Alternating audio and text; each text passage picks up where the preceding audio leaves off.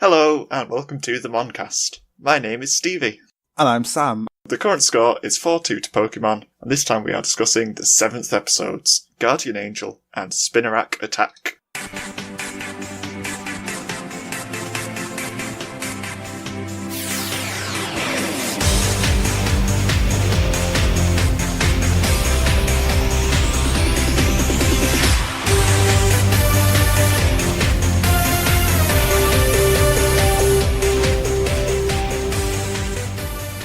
First episode we're watching is Spinarak Attack.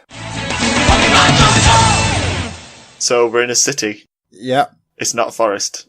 No. Are you happy? No. Because it's not Violet City. It's Catalia City, which is a city that isn't in the games. Oh, it's another made-up city. Yeah, if it's not got a name that's in the actual game, then we know it's going to be a filler city, and it just is. It may as well be the same place that they were before. But it's a place with a legendary thief.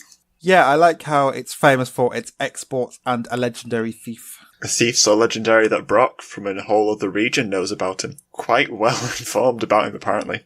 Because it's his job to provide all the exposition. Yeah, so they see a police car go past, and then Brock runs after it, because he wants to get Officer Jenny that's in there. Wants to get off with her.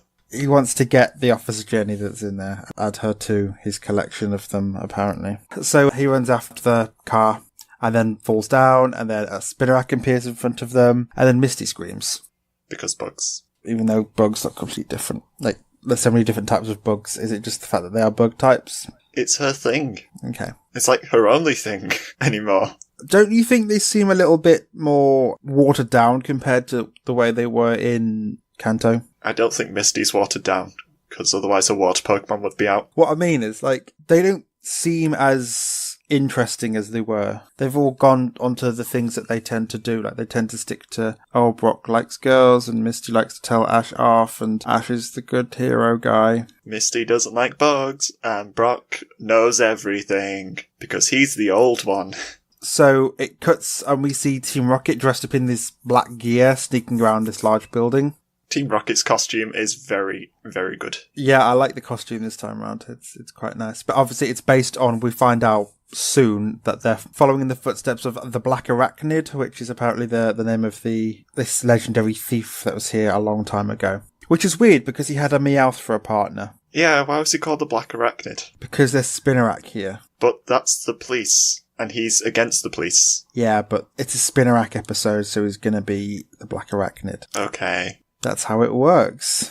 I prefer Team Rocket's thief name. The Black Arachnid 2. Electric Boogaloo. Jinx Touchwood. Okay, so they're sneaking around a large building. Meowth tries to open a lock with his claw, but yells out in pain as it doesn't work. This is when Jessie tells us that they're following in the footsteps of the Black Arachnid. And she tells Meowth off for not being able to open a single lock. James eventually opens the lock and they sneak inside and they find a piece of pottery that they want to steal. And then they're spotted by, I don't know if it's a guard or if it's just a guy who lives there. I don't know. This is when Jessie calls themselves the Black Arachnid 2. And James throws something at the guy. And we find out, like, straight away that it's bottle caps.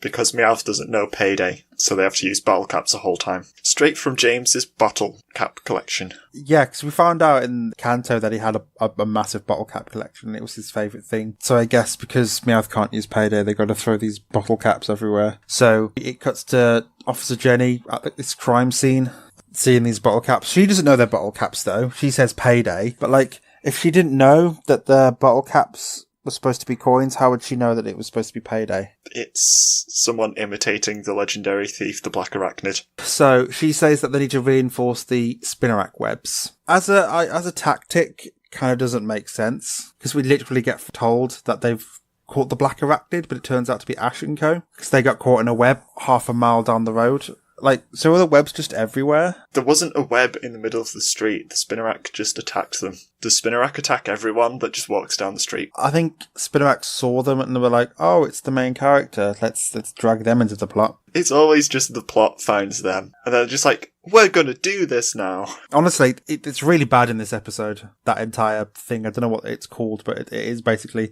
oh, they're just wandering in a city. Now the plot happens around them and then they save the day. So, yeah, they're caught in a ball of web, and then they're like, oh no, we're just kids, like, it clearly isn't us, but, like, that's not a good alibi, but it's okay because they are just kids. Officer Jenny notices Togepi and Pikachu and asks if they're the crime-fighting team who helped Officer Jenny in New Barktown. Which they are. They're not a crime-fighting team, though, are they? They might as well be. They are a dance troupe as well. They also did some mining. What else did they do? Pokemon doctors? They've done all sorts. They're professional everything at this point. They might as well be professional investigators, because they do a better job than all of the Officer Jennys ever have. So, yeah, Ash remembers them saving Totodile, and Brock says it was them, but they didn't really do much, I guess, for me. Like, all I remember is that they just walked around until they found Totodile. Like, it wasn't a big thing. Ash sent out his Pokemon. Uh-huh. He contributed to the rescue of the Totodile. I'd love to see them deal with an actual legit crime. Like, there's just a murder, and Ash is there like, oh, we'll save the day because we're super crime-stopping heroes. Well, this is probably as close to a proper crime drama episode of Pokemon that we're going to get. I suppose. So Brock calls them professionals, which is a lie because they're not professionals, they're just some kids. The professional kids. And then a Spinarak appears, and Misty gets all creeped out, and Ash asks why they use Spinarak instead of Growlithe. And then, woo, exposition! Jenny says it's tradition because of the Black Arachnid. The Black Arachnid had a Meowth as a partner. Okay, so then why is it tradition for it to be called, why is it called the Black Arachnid? Why call yourself something about spiders when you have a cat as your partner? Well, the cat was called the Cat Burglar because they're just that inventive with the names. But it would use Payday to scare off the police, which is weird. So someone's going to throw money at you and you're going to get scared off. Change would hurt if it hit you in the face. It wouldn't work nowadays where everything's turning into paper money.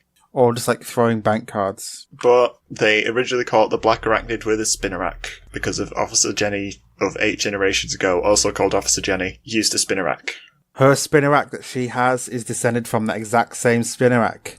Wow. Of course it is. Oh, it's like a legend. Oh. I'm trying to work out the maths here, but Brock says that Legendary Thief was around over 100 years ago, which suggests it's under 200 years ago. So it's like between 100 and 200, and that's 8 generations. So that's been pretty consistent birthing in the Officer Jenny family. All of the Officer Jennys have kids in their mid-20s. That's the only way it can work out. But that's if it's 200. If it's 100. If it's 100, then it's very bad, because then they all have them in, like, the age of 13.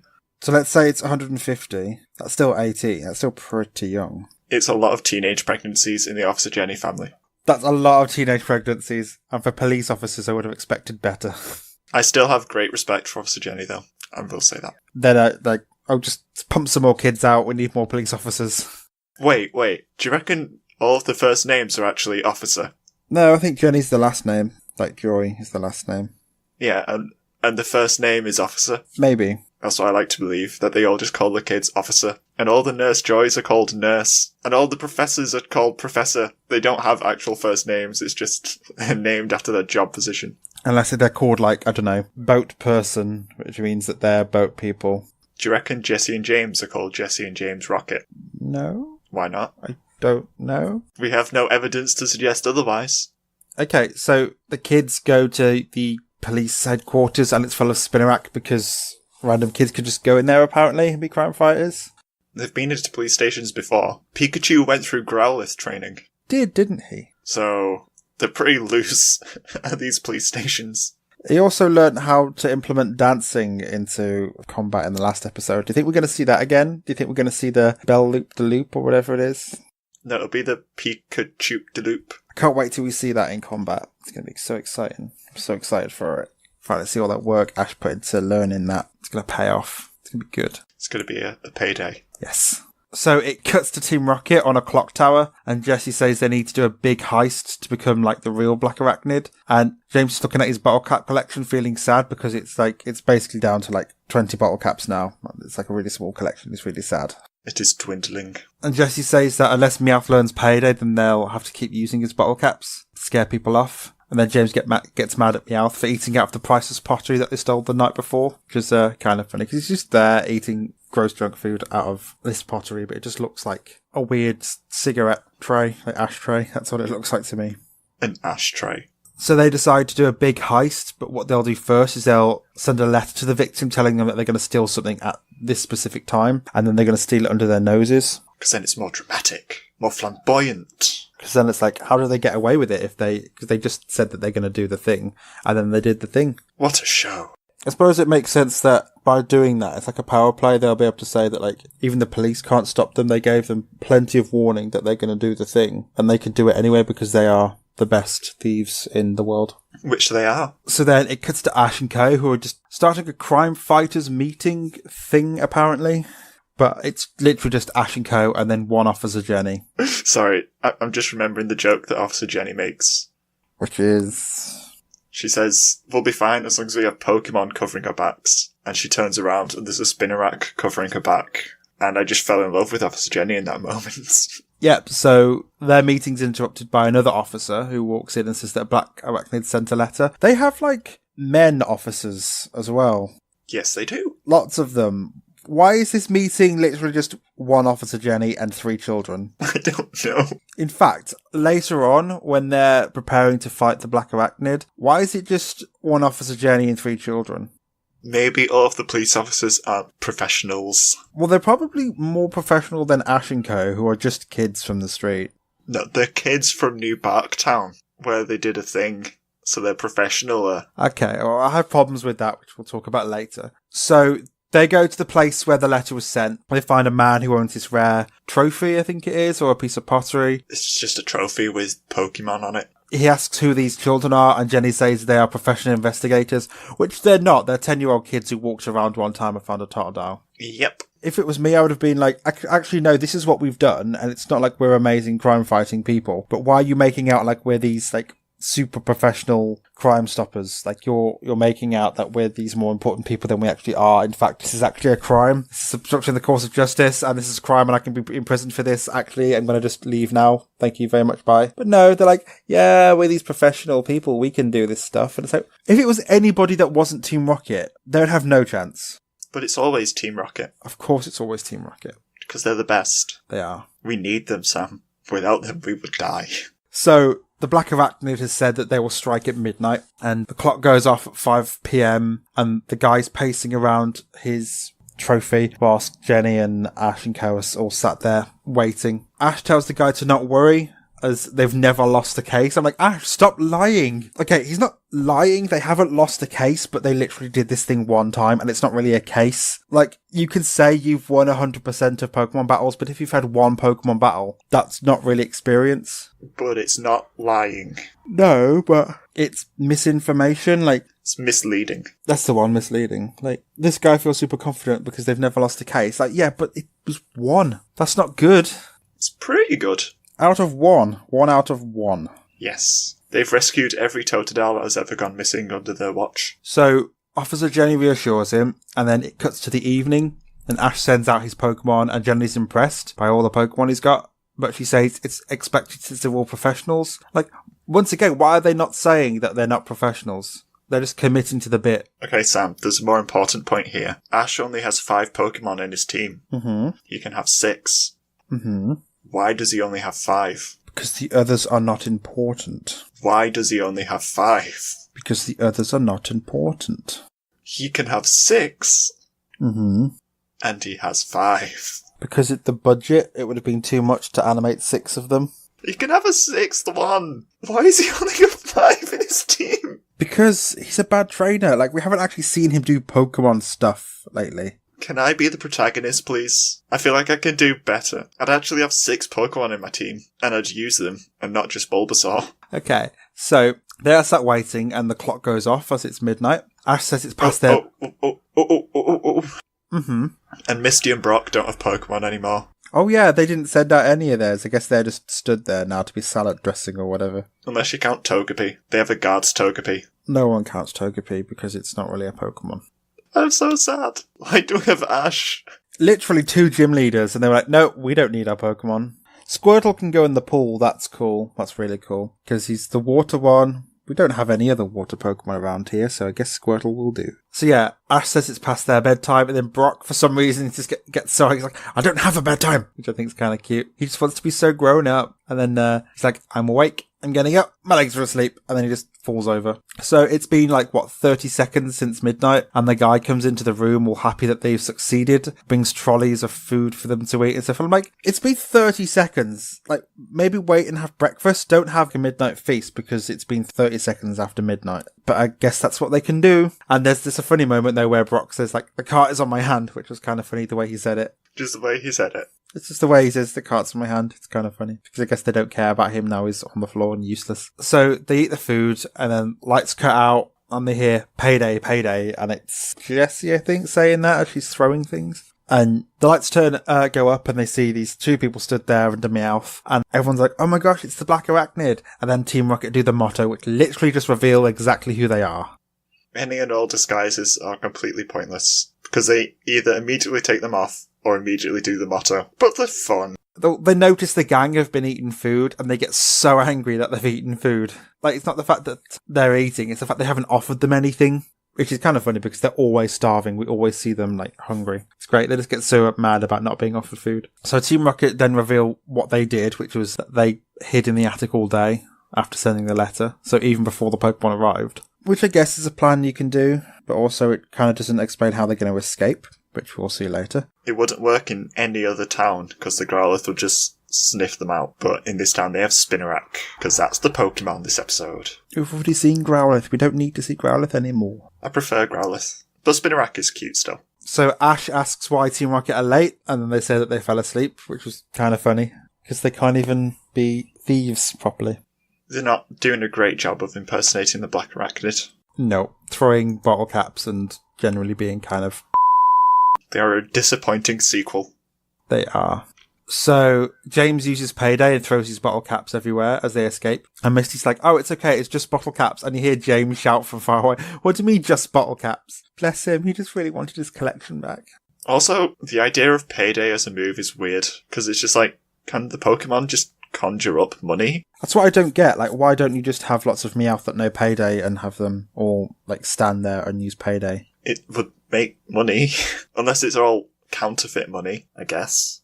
Maybe. I mean, in the game, you physically spend that money, so... Meowth should learn Payday, and then they won't be broke anymore. I think there's an episode where they try and teach them Payday. How does a Pokemon make money? We need game theory to work it out. Yeah. So Team Rocket's balloon flies up and gets caught in the web. And then Ash gets each and every one of his Pokemon to attack because it's his episode and it's his show and he has to do the attacks. Because he's a professional investigator. But it's weird because all of his Pokemon attack, but Charizard burns the web and then they start to fly away. Like, he hinders it. He makes it worse. If he hadn't attacked them all, they could have just climbed up and got them down. But instead he had to do his attacks because he's the best. And then, as it's flying away, Officer Jenny gets Spinarak to fire a single string of web to catch the balloon. And then I'm like, okay, but why isn't Spinarak being dragged away, or why isn't Officer Jenny being dragged? Because it's literally the weight of an entire balloon that is lifting up 3 people. But I guess if you're stood on Officer Jenny's shoulder, it's fine. All they got to do is, if they ever want to move heavy stuff, is just get Spinarak, fire its web at it, because apparently it's going to be like weight distribution doesn't matter. So like, even though that balloon's pulling away, and that balloon's been able to pick up way much more than Officer Jenny, but because Spinarak's on her shoulder, it's fine. Physics. It felt so token, like, because Spinarak's the Pokemon of the week, they had to get it to use its attack to save the day. So yeah, then Charizard attacks again and then blasts them off, but all the things that they have stolen have flown out of the basket coincidentally. Oh, it's amazing that that's happened again, because that always seems to happen anytime Team Rocket blast off. The thing that they have has been thrown out of the basket at the last second. Hooray! So then all the Pokemon and everyone else have to catch the things that are falling from the sky. And the one that's important because it's the one that they just stole, Spinarak uses its web to bounce it and then catch it because Spinarak has to do something. And then that's it. It's done. Officer Jenny thanks them and says it's good they had real professionals in town. It's like, okay, but they didn't do anything. Team Rocket got past all the Pokemon, and then the only thing that they did really was Ash used them all to attack, and then that burnt the web and they started to get away even more. So if anything, Ash and Co made it worse. Like, especially Co, like Misty and Brock didn't do anything this episode except eat food. They were there. Yeah, they were literally just there, and then all Ash did was make the situation worse. But I guess they're professionals. Yay, we've got to love them. Professional wastes of space. So, like, once again, Ash and Co wander into the plot. They're treated like really important people, do nothing, and then the day is saved and they're treated like heroes. They did it. Yeah. They did the thing. Yeah. Who is your favourite character? I liked Spinarak. Spinarak's a spider, and I like spiders, so I like Spinarak. And that's the logic I'm following. See, I don't like spiders, but I think Spinarak's cute. I like that it's green and that it just has Spider-Man's abilities to shoot webs. My favourite character is James, because he suffered the most in this episode. Aw. He lost this entire bottle cap collection for no reason. Meowth suffered physical pain. He snapped a claw. Yeah, but that's like a short amount of physical pain. That's years of bottle caps that have been thrown away. Bless him. What's your favourite thing? The bit where Meowth was eating the food out of the expensive pottery. I find that kind of funny. It was pretty funny. I think my favourite thing is that the Black Arachnid has nothing to do with spiders himself. But it's the city. The city's got Spinarak everywhere, so of course he's the Black Arachnid. But the Spinarak weren't even a thing until he was caught. Yeah, but the Spinarak's the thing in the episode. But they weren't a thing when he was captured. But it captured him. It captured the Black Arachnid. No, you capture flies with webs. You don't capture spiders with webs. But he's the Black Arachnid and he got stopped by a Spinarak. I don't even understand how he got stopped. Like, she's just on a rooftop looking smug that, yeah, I stopped you. But there's literally any other direction he could have gone. Like, you being up there was just chance. You've got to fight spider with spider. Filler or not filler? Ooh, do you think this one might be filler? Yes, it's absolutely filler. Just a little bit. And overall thoughts? I think Team Rocket were really on form this episode, so I actually still really enjoyed it. I genuinely like Team Rocket. I prefer them over Ash & Co. Everything with Ash & Co was dumb, but Team Rocket were so good. Ash & Co were just there, and they're being roped into all this stuff like they're these amazing people. It's so... ugh. All Ash & Co do is react to what Team Rocket's doing. Team Rocket are the only ones with any actual plans or goals or objectives. Like, even at the moment, like, Ash isn't even getting badges. At this point, I think that Ash & Co are actually following Team Rocket and not the other way around. I'd believe that. Pokemon. Get good, please. Yeah, as I said last time, I'm sick of the filler now. There needs to be good stuff. I still enjoyed it. It was a better filler episode than usual. Yeah, there was at least reason for them to be doing the thing as opposed to the last episode, which was just, yeah, they were just having a coffee with the girl and then stuff. And then they were aggressive at Team Rocket for no reason. At least in this one, it was like things were being stolen and stuff, so there was actually consequence and reason for them to do the thing. Professionally do the thing. Mildly competently do the thing, because up until that last one, they were doing really well. Yay. Cool. Next up is Guardian Angel. This episode immediately started with everyone firing attacks at Dark Spires and collapsing them all around the digital world. Izzy's got this map and he's saying how they're clearing out the map slowly but surely. So they're all working in groups to cut down all of the Emperor's Dark Spires, which is cool, which means they're freeing up the digital world slowly. Making good progress to win this massive game of tic-tac-toe. Mm-hmm. So they've got one Dark Spire left to destroy and it's in like a weird city area.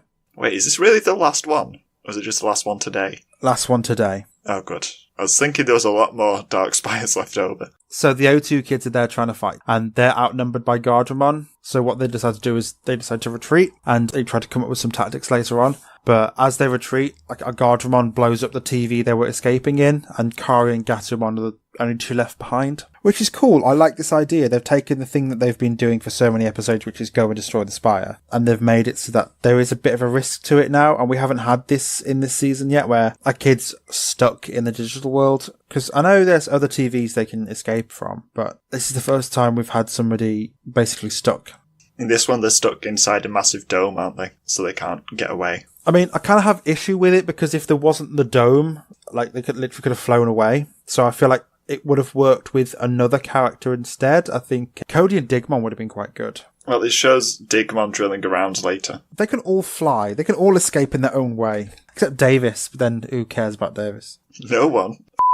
Davis. Whoa. Speaking of Davis, he gets mad at TK, saying that he should have watched out for her since she was right behind her. And then Cody starts yelling at Davis, saying that he's being a jerk. And Davis calms down, but TK says that Davis is right and that he should have been watching out for her all along. And I'm like, well, no, because if they were retreating from, and like the attack came out of nowhere, Kari wasn't going to be able to react to it in time anyway. Neither would have TK. Everybody else has gone. TK was like literally disappearing into the TV. There was no way that he was going to be able to help Kari out. Also, Kari's like one of the oldest members of the O2 team. Pretty sure she can take care of herself. But Catchpunmon isn't very strong anymore. Because it lost its jewelry. No blink power. Nope. We both just sounded so sad. So Cody says that he should have been watching out for her too, which means there's no one to blame, which kind of makes sense. Like, this is one of the only times I've ever heard Cody actually make actual sense. Like, he's saying, well, no, it's not like it's TK's responsibility to look after Kari. It's everyone's responsibility to look after each other. I choose to blame Kari. I kind of do feel like she didn't do much in this episode except be helpless. She was turned into a damsel in distress. That's all she did. So they get a message from Kari and she says that she's fine. So TK searches for a gate that's near to where she is and jumps in, and then Davis jumps in after because he doesn't want TK to be the hero in this. And I'm like, basically Kari gets trapped specifically so that TK and Davis can fight over her and who's going to save her. And it's like, we didn't need this. But then also I'm kind of grateful because I think they do make for a better episode when they split off into smaller pairings rather than having the massive group. It does change up what we have seen so far, and I like what they do with it. The conversations are way more focused and less all over the place. So Davis and TK have jumped into the TV, and then Yoli says that she wants to do it as well, and then Cody stops her. Because it's dinner time! And I was about to be like, no, Cody, what are you doing? But what he actually says is that their families are going to be wondering where they are, which actually makes sense. Like, Cody's being good this episode. Except the families would know about Digimon. Yeah, but they don't, do they? Because it's O2 and... Davis' family wouldn't know, but Kari's and TK's would.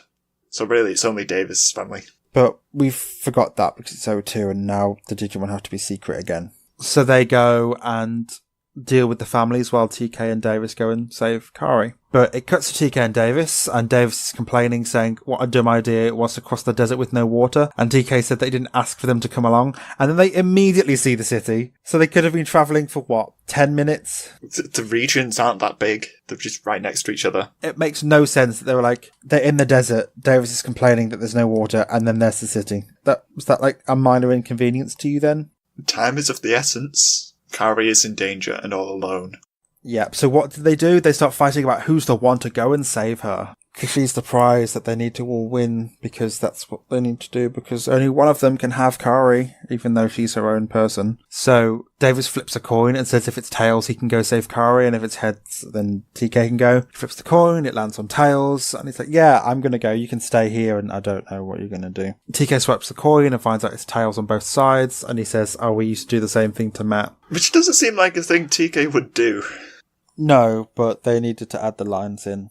It seems like something Matt would do to TK, if anything. More importantly, their friend's in danger, so maybe instead of deciding who's going to go and save her, why not both? They end up going with both anyway. Yeah, but they make out like it's a new idea they've just come up with and they think it's a good idea. It's like, well, no, that should be the given, is that, okay, they're both going to go and save her. So then behind them, Patamon and Vemon are there, and Patamon says that TK and Davis are fighting a lot. And Vemon says it's something about human girls that makes human boys go crazy. And I'm like, no, they're 10-year-old children. No. Puberty. So it cuts to Kari, who's riding Nefertimon. Not in that way. She's just riding Nefertimon. But not in that way. I don't know the way you're talking about. Okay, she's flying on Nefertimon's back. Well, she's not flying, is she? She's riding Nefertimon. Nefertimon's flying. Fine. Whatever. Kari's riding on Nefertimon's back whilst Nefertimon flies in the air. Okay, that'll do. And then the Emperor sees her and then decides to send out someone special to fight her. There's a weird bit in this. First of all, he just has lots of close-ups of Kari's face from different angles, which doesn't seem like very important information, really. And second of all, for some reason Wormmon calls the Digimon Emperor Ken. But we know he's Ken already. No, he's not. We found out a couple episodes ago, I think. No. We find out at the end of this episode, at least. No, the Digimon Emperor isn't Ken. I'm not putting up with that charade. We know it's Ken. Ken is Ken. So Cody and Yoli are calling the other kids and they're all coming up with plans to excuse the other kids from being absent, which is okay, but there's like, Tai can say to his mum that Kari's with the other kids doing Digimon stuff. I'll just say with the other kids. Matt can say that TK's with the other kids. Like, as you said, Davis is the only one they need to sort out. They have phones, they can just say, they're having dinner at mine. Hang up. Problem solved. It's not that big a deal for them to spend a night out, is it? With the friends. No. So, TK and Davis are near the door to the city. It's like one guardwoman standing guard. Patamon evolves into Angemon, and Davis and Vemon's jaws just hit the floor because they haven't seen him before, which I forgot. We haven't seen Angemon much in any of Digimon. Yeah, I just kind of forgot that he was a thing until this episode. It's like, oh yeah, I forgot that Patamon evolves into something useful. Pegasusmon is useful. As a horse. A flying horse. So Angemon attacks Gargemon and disarms him. And then they get into the city and he devolves into Patamon. Like, is that a thing that happens when they get near the spires? Not until now. Because I'm pretty sure in this episode we also saw Greymon and Garurumon destroying spires. Yep. Which kind of makes no sense why he doesn't just stay as Angemon. Nope. So he would have been a lot more useful. Yep. So then, once he devolves into Patamon, Davis asks about Angemon, and TK tells him about Angemon and Angelwoman, and Davis gets really jealous and starts asking Vmon if he evolves into Anja something Mon at all. Vmon's like, no, I'm just trying my best. Poor Vmon with his abusive tamer. Yeah, Davis is a bit garbage. Just a teeny weeny bit. So then it cuts to Matt telling June that Davis is at a friend's house, and June tells him that he's lying and forces him to go on a date with her for some reason. She does all of this with about 4 frames of animation. She's quite impressive. Yeah, literally just her mouth moving and the door closing. And then Matt's like, what just happened? Something about boys makes girls go crazy. Not always. We've got Yoli and Cody and Ty, who are at the computer room saying they need to get to work. And then we get the Emperor staring at a silhouette of Andromon. And then this is where TK and Davis evolve their partners as they search for Kari. But I'm like, okay, so Andromon turned back into Patamon for no reason then. They needed the stock footage of Patamon digivolving to be used again. It just feel like it could have just stayed as Andromon. It would have been actually more powerful than a horse. And probably harder to animate and draw. So that's when we see Kari get blasted out the sky and Nefertimon de-evolves. Oh no, that's a no good. And then literally that exact moment, TK and Davis appear and save Kari, and Kari calls them both her heroes. That is my reaction noise. Nefertimon can fly. There are tall buildings. Fly to the top of a tall building. It wouldn't be too hard for Kari to stay hidden and safe. But then Andron appears and Kari remembers her. Flamedron attacks but is hit, and then Pegasusmon attacks and is hit, and they both devolve. They both get wrecked. And then Andron sees the goggles Davis is wearing and equates them to Ty. Halsamon appears and attacks, as well as Digmon, but that does nothing as well. Ty, Cody, and Yoli appear, and then Ty talks to Andromon. And this is where Andromon starts remembering because he sees Ty. It's like, oh yeah, I remember Ty. And then starts freaking out. And Kari does the best thing that she always does, which is puts herself in harm's way because that's what she does best. I forgot that was a thing. Yeah, she puts on her sad face and then she gets put in immediate life-threatening danger because she believes that that's what'll fix things. She does do that a lot. Yeah, she literally just pulls that sad face and then gets put in harm's way because that's what she does. So she just stands there and Andromon picks her up and then Kari's just looking at him with her sad face and she's like, don't you remember me? It's like, he would destroy you in a second, so why have you done this? But then, conveniently, a tear drops on him and then the D3 falls from somewhere and hits him with a burst of light and he starts remembering all the picture that they took together. The Adventure Kids at the end before they left to go home. That all starts getting pieced together. Andromon ends up remembering who they are. So he lets Kari down and breaks the Dark Ring. And then he turns around and breaks the Dark Spire. I say, oh, okay, guess that's all done then. We did it. They did it with the power of remembering who they are. They did it with the power of jigsaw puzzles. Yes, they did it with the power of jigsaw puzzles. Andromon loves jigsaw puzzles. He does. This is a canon thing. Yeah. So the kids go home and Izzy's in the computer room waiting for them. And he's upset that they left him out of the loop. Which is kind of funny because he's just sat there and he wanted to be involved because I just like the idea of the old kids just wanting to be part of the adventure, especially Izzy, because of the things that they've gone through together. And this is where he tells them that the Digivices have 3 settings: Digital, Detect, and Discover, and that they should call them D3s from now on. Now you're probably wondering what exactly Digital, Detect, and Discover do. Well, that is a question. And then he says that he has to thank his friend Willis in America for helping them. Does he actually say the name Willis? He says the name Willis. I missed the name, but I got the friend in America bit. So yeah, Digital, Detect, and Discover. Woo! And then it cuts to Matt. And Matt's dad is saying how June has booked them a table at the most expensive restaurant in the city. I'm like, okay, yeah, because that's what women do. They want the most expensive food. Something about food just makes girls go crazy. Expensive food. It's got to be expensive. And then Ken gets room service from his mum. She's leaving food outside Ken's door, and Ken's sat in a huff because the kids defeated him. Well, he's in a huff probably because the Digimon Emperor reprimanded him for not doing a great job today. I think the Digimon Emperor probably scolded Ken for doing a bad job. We know he's the Digimon Emperor not playing this game. I refuse to believe this until I see concrete evidence. But he has a computer in his room. So does Izzy. Is Izzy the Digimon Emperor? I wish. That would be great. That would actually be pretty cool if he was like schizophrenic or something. No, like he misses the digital world and the adventures he had there, so he curates this character who causes problems for them. So they've got, let's go, I guess we've got to go back to the digital world to save the day. And that's why he got so upset for not being invited.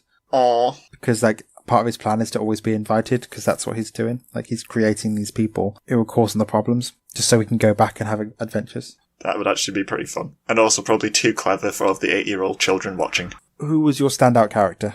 I'm going to say Angemon. Mm-hmm. Because he was tall. He definitely stood out. He was there for like the 4th time in all of Digimon he's ever turned up. And then he just throws his staff and then devolves back. But he did it, and he stood out. My standout character is probably Izzy, because I like the idea of him at the end just being like, you guys left me, getting so upset with everybody because they went and had an adventure without him. I think Izzy's the one who really wants all this stuff to be, like, he's the one who really wants to get into the Digimon stuff. Bless him. Favourite thing? My favourite thing is there's this one shot of Flamedramon's face where he just has his mouth open and he looks appalled. Appalled Flamedramon.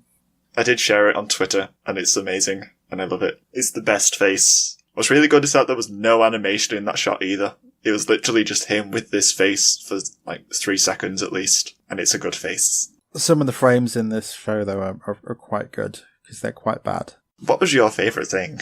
My favourite thing was just the start when they're working together to destroy the Dark Spires. Just that little short montage of like still images of Greymon and Garurumon on top of spires. That's your favourite thing? Yeah, just the idea of them all working together. It's really good. Okay. Would you say this episode was filler or not filler? It was filler. I mean, even though spires got destroyed, what we haven't been told is like that there's a certain number of spires. If we were told there's 200 spires, then seeing them destroy some would be progress. But because there's a potentially infinite amount of spires, then it's still filler because they've not reached a goal. Like, even if they destroy 100 spires today, that doesn't mean that there's a certain amount left. It means that, like, it's just a vague total of numbers. So it's still filler, even though stuff happened. But Izzy explained that the Digivice is digital detect and discover. We don't know what that is. They're digital. Completely digital. They detect things, which is different to discovering things. Yes, it is. Overall thoughts? It was kind of a bland episode. Not much happened except Kari got trapped in a very plot-specific place. I enjoyed it. Yeah, I was about to say, like, I liked the fact that they worked together in different groups to do different things. And that also they had some ramifications to their journey, which was that they had to kind of keep it secret from the parents and stuff. Which I know is low-level stuff, but it was still good to see them all being like, okay, well, if they go and save Kari, we can go and do this and we can go and do that, which I quite enjoyed. It had a lot more going on than usual. They weren't all just in the same place doing the same thing and arguing and making dumb jokes. Anything else, or are we done with this one? I think we're done with this one. Cool. Now it's time for Mono in Mono, where we attempt to compare these episodes. The new mons that were shown to us today, which was Spinarak. That was it. It's a cute spider. It is. I like Spinarak's design. It was probably one of my favourite ones from Gold and Silver. But apart from that, there's literally no other new ones. I like the face on its back as well. I didn't realise that it can change its expression. I always thought it was just a fake face. But it's nifty. Who was your monster of the week? I'm going to say Squirtle, because he swam in a pool and was very helpful. Okay. Mine was Angemon, because he did so little, but he made Davis freak out, which was always a plus. The faces that the animators drew for them were good. They were good faces. They were so expressionate compared to everybody else in this entire show. So we never really have expressions. Which storyline did you prefer? We've just skipped the most important question. Oh, we did. Who was worse, Ash or Davis? I've got them both being just as bad, because, like, Ash lied to a police officer for an extended period of time. I'm voting Davis, because damsel in distress needs saving. I need to inhibit this saving because we can't let the other guy save her. Actually, yeah, okay. He actively put someone's life in danger because he wanted to save the girl. So yeah, he was worse. I mean, Ash lied to a police officer, yeah, but nobody was getting hurt. At least with Kari, they could have just gone in and saved her together, but instead he had to be like, no, I will endanger her life by slowing us down and flipping a fake coin and stuff. So yeah, Davis would be worse, sorry. Which storyline did you prefer? I preferred Digimon's. It had a lot more going on. Me too. There were more, like, subplots to it and many more things going on. It was better than just... We've had the Team Rocket Steel stuff plot before. We've had them being detectives before. And we've had it without flashbacks to Black Arachnid character. So yeah, I thought the Digimon was better. Any similarities? I couldn't really find any. Sneaking into places? There's very little in common at all. Any notable differences?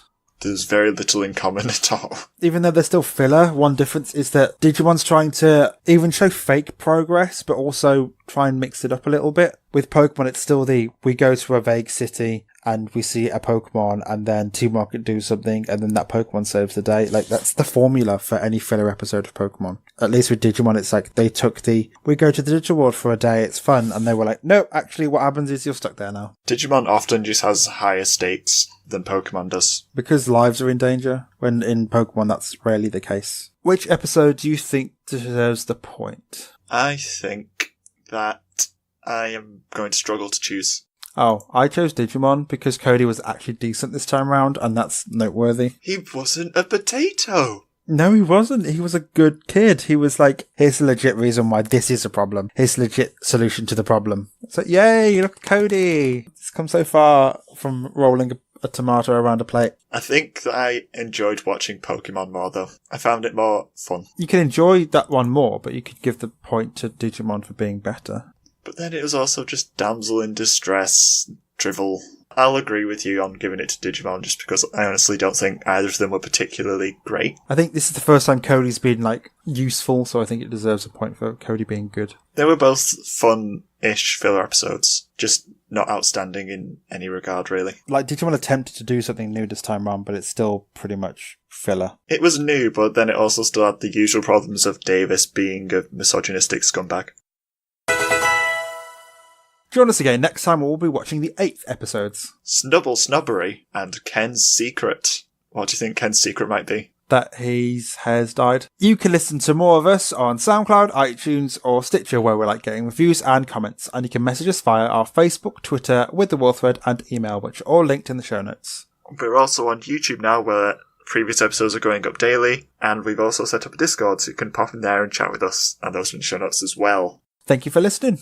Bye! Bye!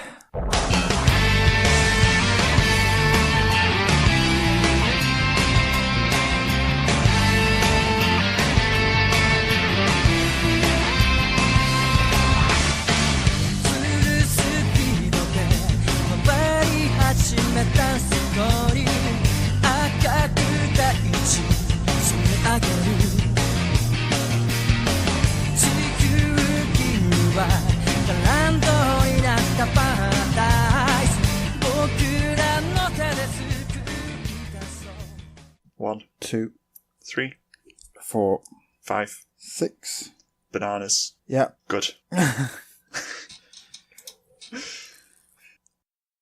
Next up is Guardian Angel. I was so hoping you would say Guardian Angle. But there's no angles. There are no angles to look at this episode from. So we can move on then, can't we?